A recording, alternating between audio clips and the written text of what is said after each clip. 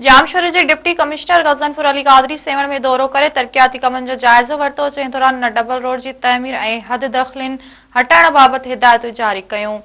डीसी जामशोर लाॻापियल ऑफिसरनि सां गॾु जहाज़ चौक खां सेवण कॉलेज ऐं दरगाह बोदला बहार ताईं तइमीर थींदड़ डबल रोड जो कमु मुआयनो कयो ऐं कम जी रफ़्तार बाबति तफ़सीली ब्रीफिंग वरिती। डिप्टी कमिश्नर लाॻापियल अमलदारनि खे हिदायत कई त डबल रोड जे रस्ते में मौजूदु समूरियूं हद दख़लियूं फौरी तौर ते हटायूं वञनि।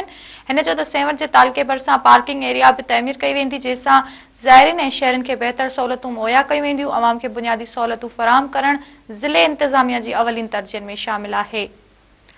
डीसी के दौरे दौरान assistant commissioner Sehwan Babar Ali Baloch, XEN provincial highway Amir Ali Lashari, XEN highway Askar Ali टगड़, मुख्तियारकार Sehwan Abid Ali Shah, STO Abdul Rahman Lashari, staff officer Mazhar Panwar, NB contractor HESCO, municipal education workers, anti encroachment police समेत बेन लाॻापियल खातनि जा अमलदार पिण मौजूद हुआ।